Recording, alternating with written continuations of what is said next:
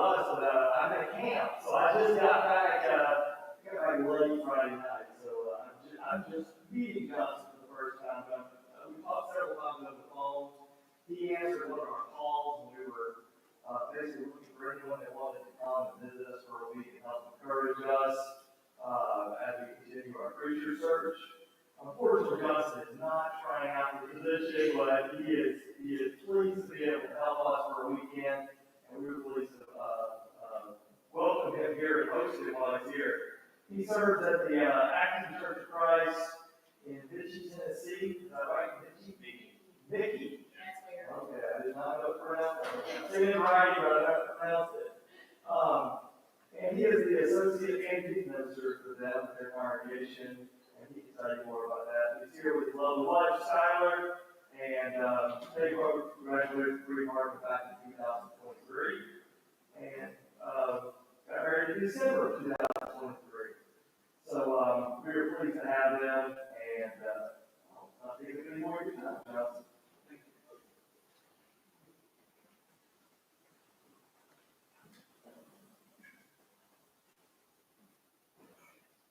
All right, I think I've got that microphone on and everything. It is great to be with you. Savannah is a beautiful city. We got here Thursday and spent Friday in Savannah and spent Saturday yesterday out at Tybee, and it's awesome. I'm not a big city person at all. In fact, Mickey, where we live, odd town name, but it's a little less than 600 or 700 people. So this is a big change, but I enjoy being here. And I'm grateful for your hospitality. Let me begin with a question, and I'm going to ask questions through class. If you are willing to answer, that would be helpful. What is the best advice you have ever received? Now, it doesn't have to be serious or silly. It can be anything. But what's the best advice you've ever received? Don't do that. That's good advice that applies to a whole lot of situations, doesn't it? You can use that, anywhere. I'm sure your parents have told you that quite a few times, or maybe your wife. Like mine. No, I'm just kidding. Do that. Okay. So another one, right? That's both of those are things that Skylar tell me often, right? Don't do that. Do that. I'd be lost without her. What else?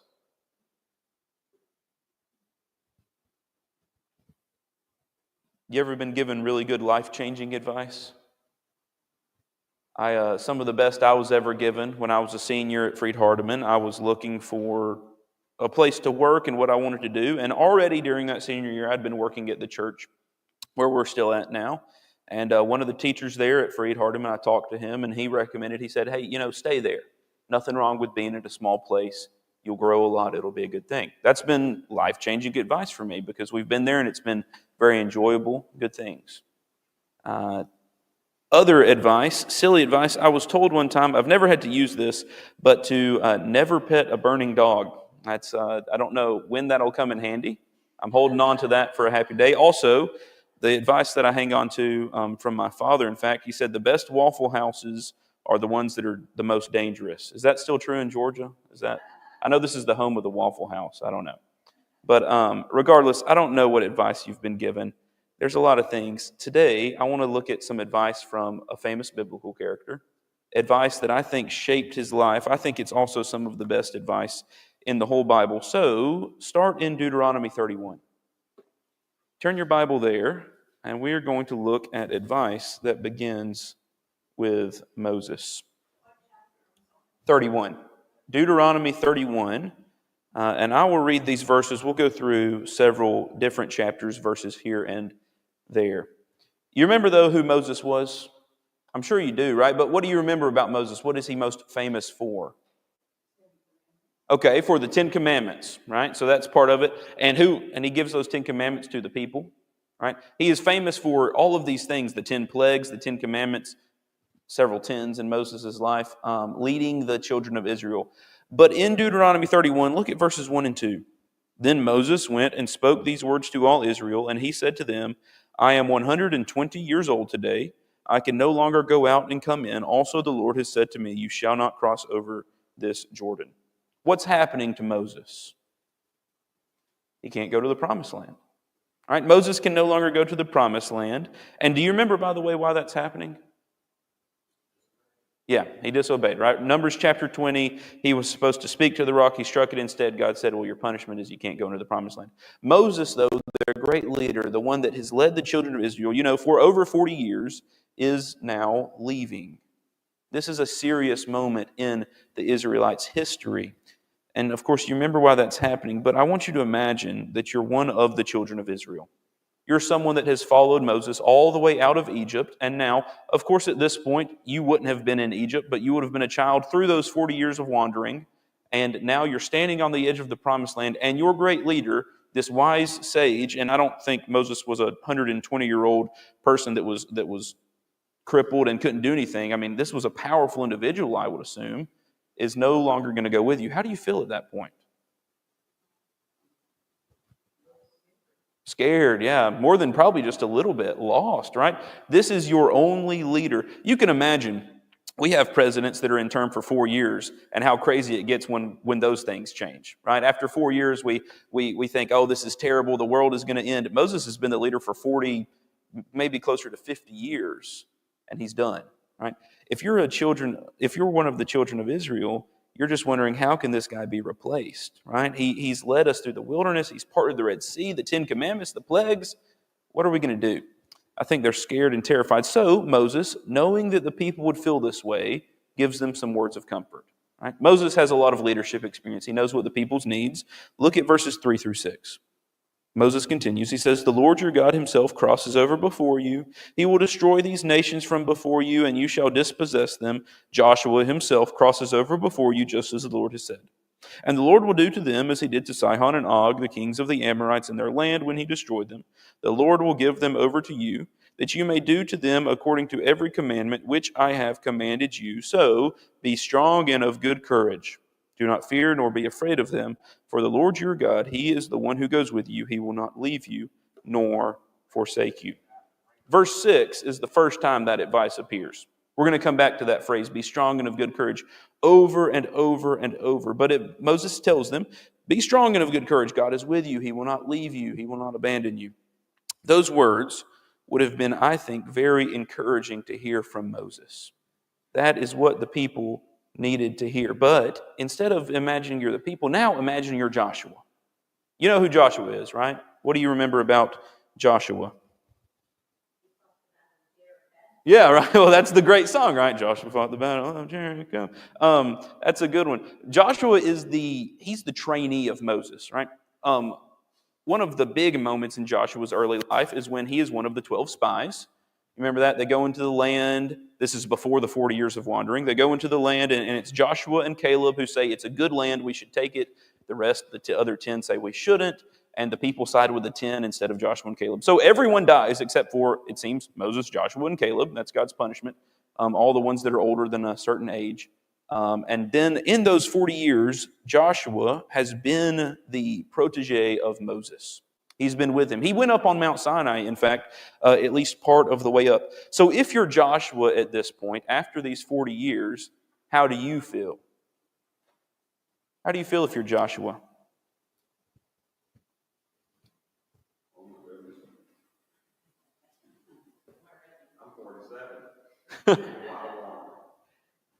I think, yeah, you feel far more than not ready, right? You've been the second in command for so long. I think you're probably even more afraid than the people are to lose your leader, right? If you're Joshua, you think any amount of preparation can prepare you to take over for Moses, right? Can anything Moses do for you in those 40 years say, I'm ready for you, Moses, to step down, and I'm going to take your place, the greatest leader, right? Where it says, there has not arisen a prophet like Moses since those days. How can you fill those shoes? I think really the word I like to think of it for Joshua, I think he's probably feeling very inadequate. I think that's how he feels in this moment. So if you're Joshua, what advice would help you? Look at verses 7 and 8 of Deuteronomy 31. Moses called Joshua and said to him in the sight of all Israel, be strong and of good courage. For you must go with this people to the land which the Lord has sworn to their fathers to give them, and you shall cause them to inherit it. And the Lord, he is the one who goes before you. He will be with you. He will not leave you nor forsake you. Do not fear nor be dismayed. Again, do you notice that advice comes up? This is the second time. Be strong and of good courage. The same phrase. Moses calls Joshua before him. And in fact, this is publicly in the presence of all Israel. I think that would do a lot for Joshua, right? To be in front of all of the people, and Moses, the leader, is giving, of course, he's already been endorsed by Moses, but this great endorsement, again, the same advice to the people is now given to Joshua, be strong and of good courage. And I think that would help a lot. But it gets even better. Look at verse 23 of this chapter of Deuteronomy 31. In this time, the Lord God comes and speaks to Joshua, and I think you can guess what he's going to say. Verse 23, then he inaugurated Joshua the son of Nun and said, be strong and of good courage, for you shall bring the children of Israel into the land of which I swore to them, and I will be with you. What did God say to Joshua? Well, the same thing again. All right, you see that phrase popping up again in Joshua's life, be strong and of good courage. I think we can say that this is comforting, or at least it was meant to be. This is comforting advice. Remember, Moses is leaving. God is comforting Joshua, and he's given the same advice. And things, I would assume at that point, are pretty good for Joshua. I'm sure he's still nervous, feeling inadequate, but Moses has said, here's what you need to do. God has said, here's what you need to do. Live like this, you can do it. But things get real for Joshua very quickly. In Deuteronomy 34, Moses dies. And things are real. It's where the rubber meets the road, so to speak. Joshua now is the leader. He has to be the true leader. He's been trained. He's been given advice. But now he has to do the job. So look at Joshua 1. Go over a couple of chapters to Joshua 1. And here, Joshua stands in the place of Moses. Now he's actually the leader. How do you think he feels in that moment? You think he's feeling more prepared, more adequate? I'm not sure that when it got real that Joshua was going to feel any better about his situation than he did before. Right?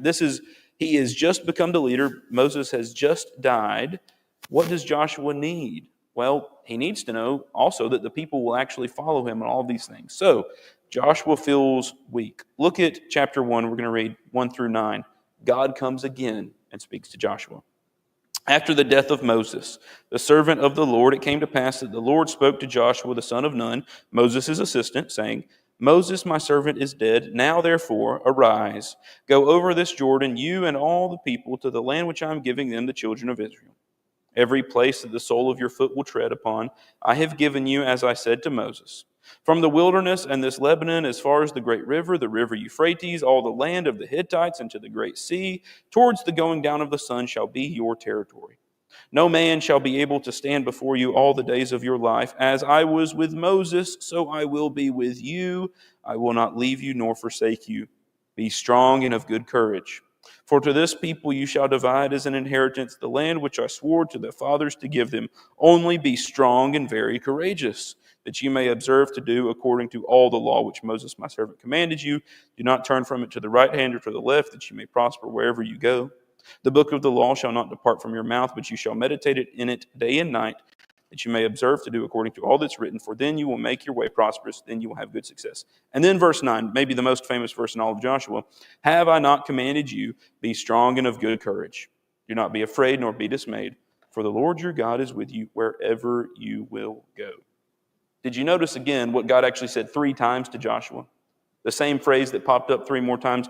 In verses 6 and verse 7 and verse 9, God tells Joshua, be strong and of good courage. These words come to Joshua in just the time he needs, right? Can you see how this advice is revolving around Joshua's life? This is the theme of his life, it seems. That's what I would say. But Moses is dead, of course, and Joshua is now the leader of the people. And so what must a leader do for his people?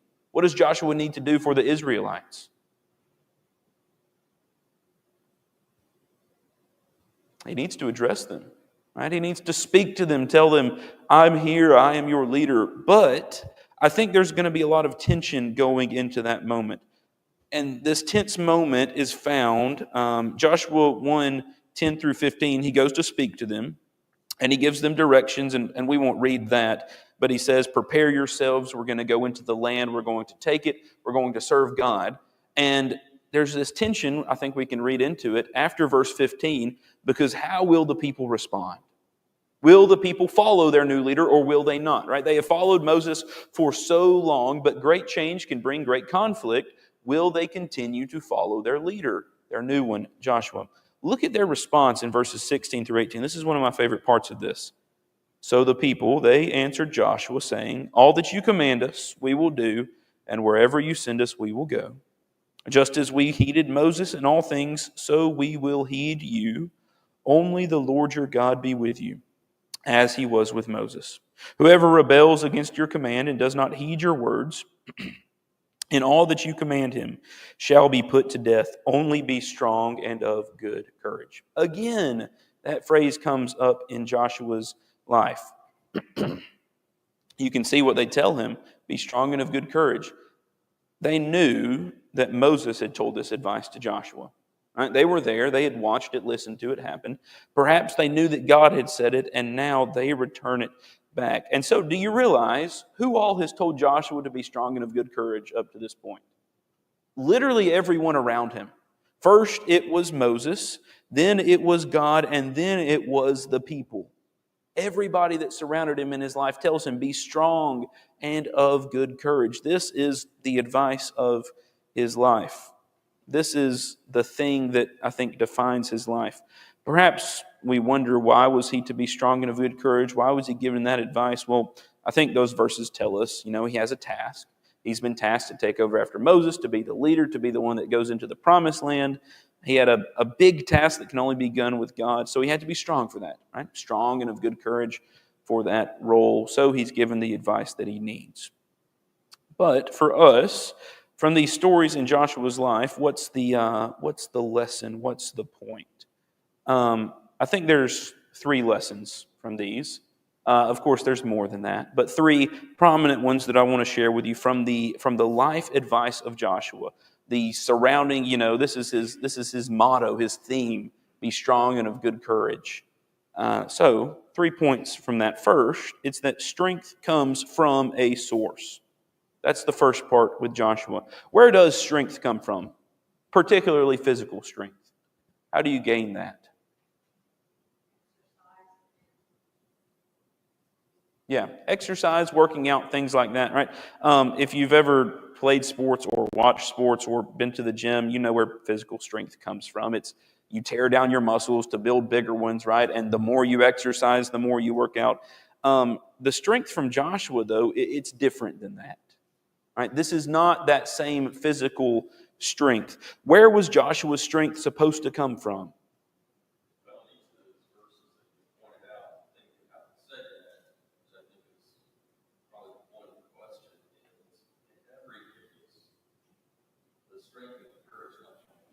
Yeah, exactly.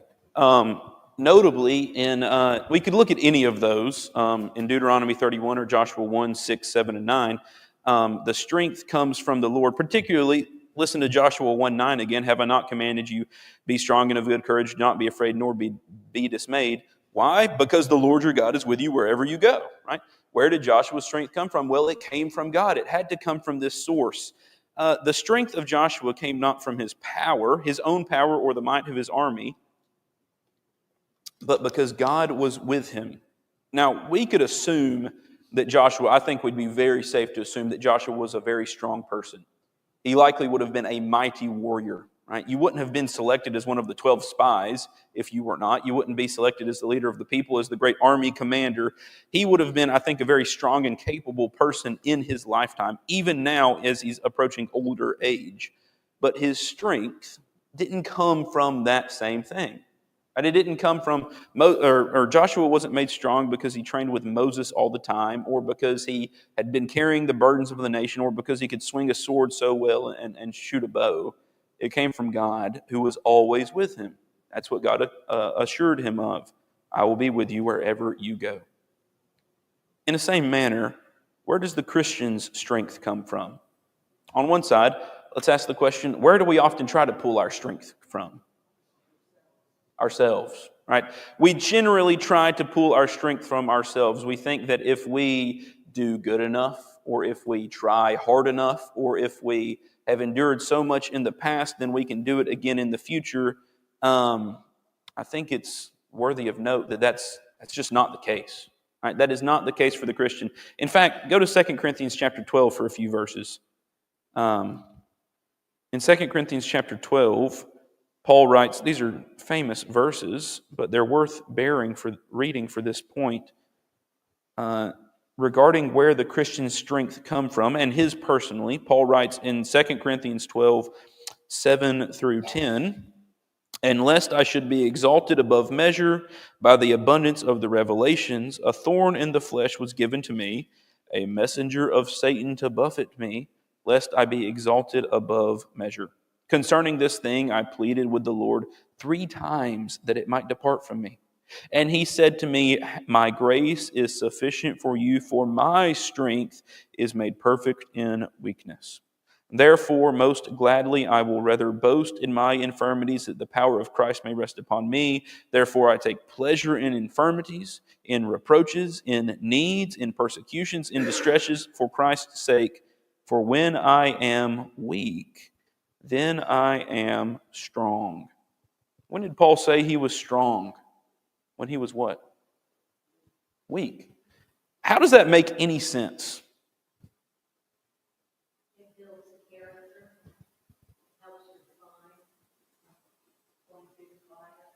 Yeah, okay, that's a good point. It's that refinement, those infirmities and reproaches he's talking about that makes us stronger, being built into something. Right? Gold doesn't come out of the ground in a perfect ring shape. Right? It has to go through that to be built stronger into that. Yeah.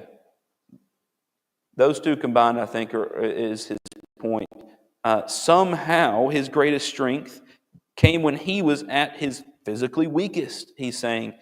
How is that possible? Well, it's because when he is not relying on his own strength, he has to rely upon the strength of God, which makes him far stronger, right? God is far stronger than we are, but we don't gain his strength when we're relying on our own. When are we strong? Well, that same thing is true for us. We often think we're very strong, don't we? We want to be the people that can do it all, the people that can do it all on our own, the people that have done it on our own, that we can handle our own issues alone. But like Paul, we're strongest when we're weak because that forces us to rely upon God.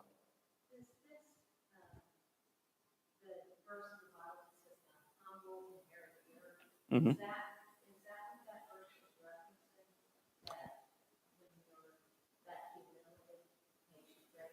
Yeah, I think that's in the same vein. That's in the same manner as that, right? The humble inherit it.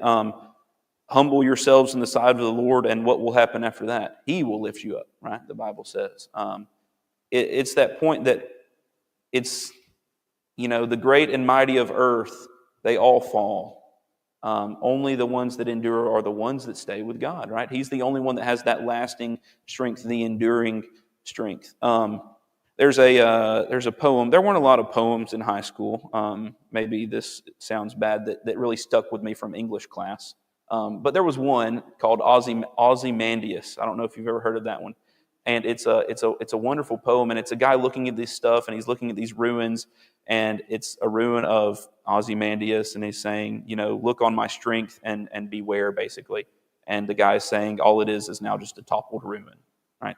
That is somebody that was strong on his own at one point, but the test of time, it hasn't lasted. For the Christian, the humble, the weak, that's the one that lasts because God exalts us. So I think that's exactly in the same manner, in the same vein as that. And that's the point for Joshua too. His strength is from a source. During that time in his life that we studied in Joshua 1, that would have been the time in which Joshua was the weakest, because that is his transition of leadership, where he is no longer the second in command, but is now the head person. He's never been the leader before, only the trainee. And yet, at that weakest point, he was his strongest because he was forced to rely upon the strength of God. Right? That's why God has to tell him 3 times in that Joshua 1, 6, 7, and 9, verse 6, 7, and 9, be strong and courageous. Right? Look at my strength. I am strong, God. God is saying to him, Joshua, rely on his.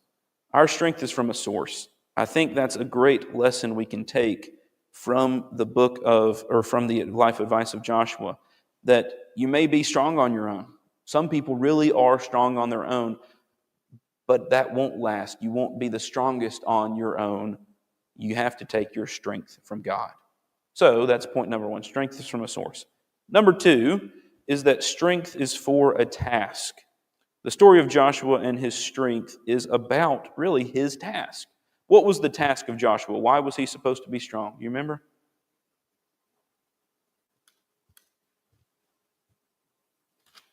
What's he supposed to do? Do what? Lead the people? Is that what you said? Yeah, right? Lead the people. And lead the people where? Into what?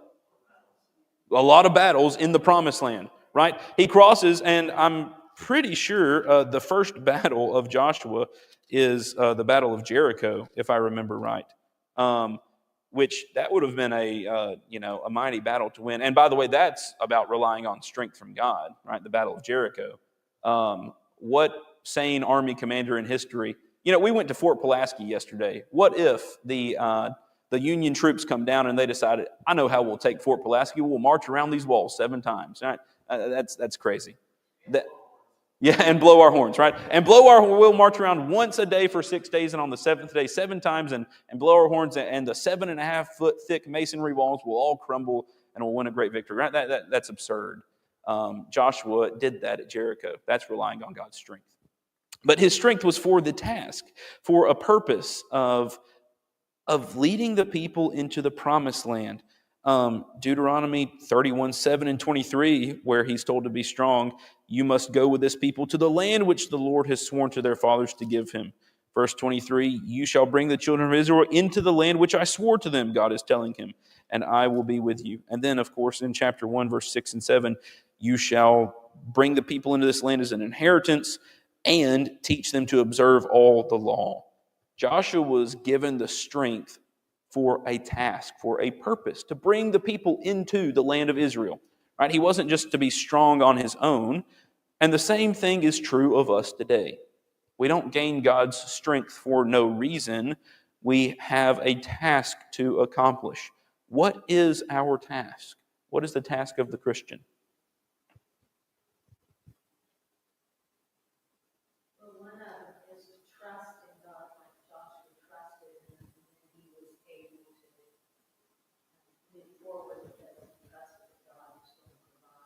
Yeah, that is a big task of the Christian, is to trust in God, and that's part of what Joshua had to do. To be able to go and actually do something, it had to begin with him trusting that God would be with him and give him that strength and all of those things.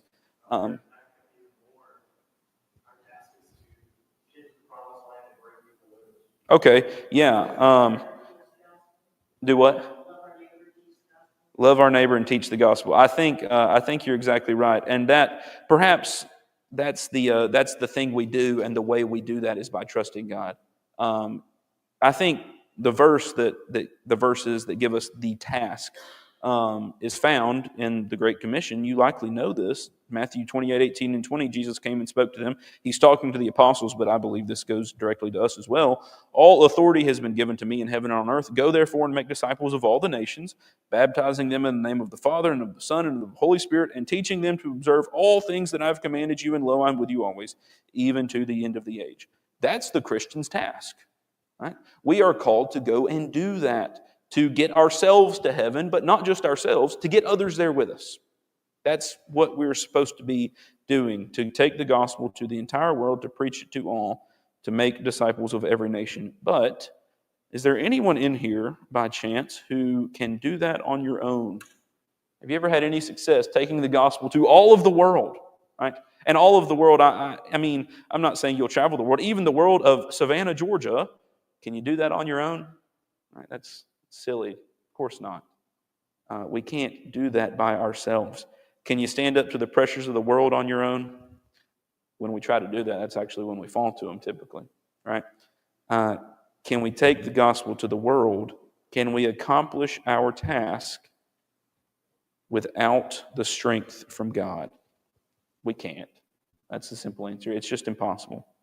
Therefore, we must rely on the strength of God to accomplish that task. His strength comes to us from a source and for a job, for a task. Now we have to trust that He'll give us that strength and trust that He will be with us. He promises, be with you till the end of the age. But we also have a job to go do with that strength. We're not just stockpiling this, like gold and riches. You don't just build up strength and never use it. You build that strength to go and take it into the world. And also, remember, the task is spiritual warfare. Joshua's task was physical warfare. The stories in the book of Joshua, I love the old Bible, Old Testament stories that are, they're violent, but the fights and awesome. Those are the stories that, I liked as a little boy. But Joshua's physical warfare, we're spiritual warfare. Ephesians 6, the armor of God. We fight against not flesh and blood, but principalities and powers. Those are the things we're going after. Strength is not just to be strong, it's to accomplish a task. We have the same task. Don't forget that. God doesn't make us strong for no reason. And then one last one. Strength is for sharing. This is my favorite part of Joshua's story. Go back to Joshua 10. I left out one part of his advice in Joshua chapter 10.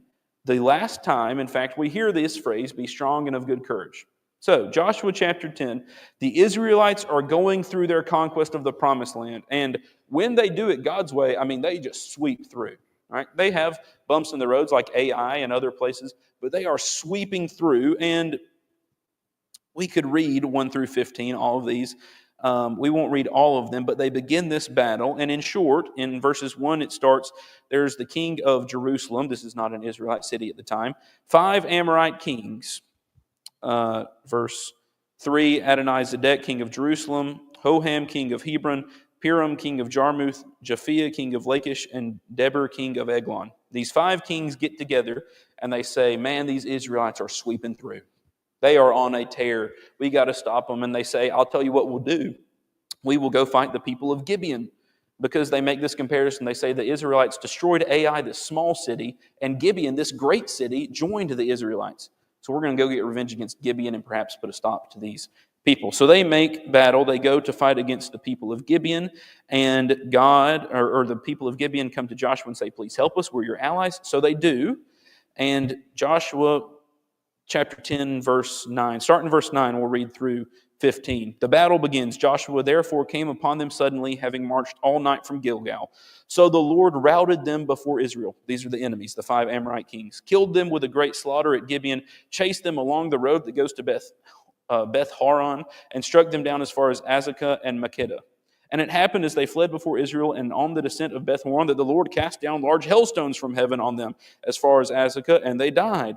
There were more who died from the hailstones than the children of Israel with the sword.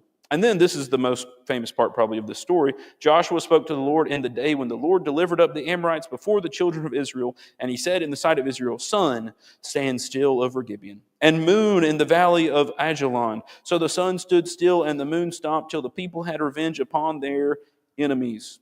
Is this not written in the book of Jasher? So the sun stood still in the midst of heaven and did not hasten to go down for about a whole day. And there has been no day like that before it or after it, that the Lord heeded the voice of a man, for the Lord fought for Israel. Joshua returned, all Israel with him, to the camp at Gilgal. That is a cool story, I think. They're routing the Amorite kings. They fight them, they beat them, and the kings and the people are on the run, and God sends hailstones, and the hailstones kill people more than actually were killed in the battle. And then the enemy was not destroyed. So Joshua asks God, let the sun stand still. And for a whole day, the sun does not set. The longest day in history, of course, is because God holds the sun there in the sky. But the kings they were fighting have escaped. In verse 16, it says the kings escape. And in verses 16 through 23, Joshua and his people capture the kings. They go and they find them in the cave. They capture them. They bring them out. And Joshua in verse 24 tells them, bring the men near, put your feet on the necks of the kings. And they're standing there. And then in front of the people, in verse 25, Joshua says this to the people that have been fighting all day long and have captured the kings. Verse 25. Joshua said to them, do not be afraid nor be dismayed. Be strong and of good courage. For thus the Lord will do to your enemies against whom you fight. Do you again notice the same phrase that Joshua said?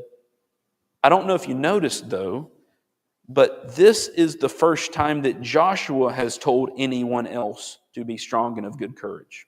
Everywhere else, it's others telling it to Joshua. Moses first, then God, then the people. Now it's Joshua sharing it here. Previously, it was all the others. Now it's Joshua passing it on. Why do you think that Joshua finally, in this circumstance, passes on that advice?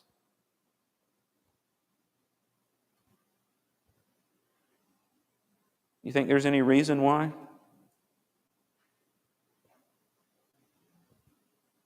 I think it's because he knew that it's time to share that strength that he had, that he's been given by all of them. Remember, these people are weary. This day was the longest in all of history. They have been fighting and slaughtering their enemy all day for a day, 2 days long, however long that sun stood still with the day before it. See, Joshua was strong and he had that strength to share. He knew that his strength wasn't just his to keep, but he needed to share it and give it to others. This is actually the last time that phrase occurs in Joshua's life, be strong and of good courage. He shares it with others. Christians are supposed to share our strength as well. And here is what I imagine when I imagine sharing strength. Maybe you've heard of Derek Redmond, famous back in the day. If you haven't, you need to look up the race, Derek Redmond's race in the 1992 Olympics. He was a sprinter, and he was favored to win or place in the 400-meter race. Right? Perhaps you like watching the Olympics and the track. When he was running, his hamstring snapped, and he goes down to the ground in pain. And he tries to get up and finish, right? Because he has been training all of his life to do this. This is the Olympics, after all. He tries, he hobbles on. Of course, he's out of the race at this point, and he can't do it. He slows down. You can see the pain. And as he's limping towards the finish line, that picture, his father, the video, he runs out of the stands and puts his arm around his son, Derek, and helps carry him to the finish line. Derek finishes the race crying in pain, in tears, but his father carries him essentially to the finish line. That's what it means to share strength. That's what Christians are called to do, to strengthen others, to pick them up when we have that opportunity. Galatians 6:2 says, to bear one another's burdens and so fulfill the law of Christ. I think that picture with Derek Redmond is a bit of an example of what it means to bear one another's burdens. When people struggle, when they can't run anymore, when they're losing speed, when they're hurting, strengthen one another. Help pick them up. Share your strength. Joshua had the strength to share. The people had been fighting all day long, so long, and they needed help. And so Joshua helps them. He shares strength with them. We have that ability as well. There are people that need strength to be shared. Bear one another's burdens and thus fulfill the law of Christ. So remember that advice from Joshua. Make it the advice of your life. Be strong and of good courage. But remember, strength it's more than just something we have. It's from a source. Right? God gives it to us. It's for a task, the Christian task of spreading the gospel to the world, and it's meant to be shared. Try to think of ways in which you can share your strength. I hope you enjoy the study of Joshua and his life advice as much as I did. I think it's one of my favorite things in all of Scripture to track that through his life and how it impacts him. So let me pass that advice on to you again. Be strong and of good courage. It is good to be with you this morning.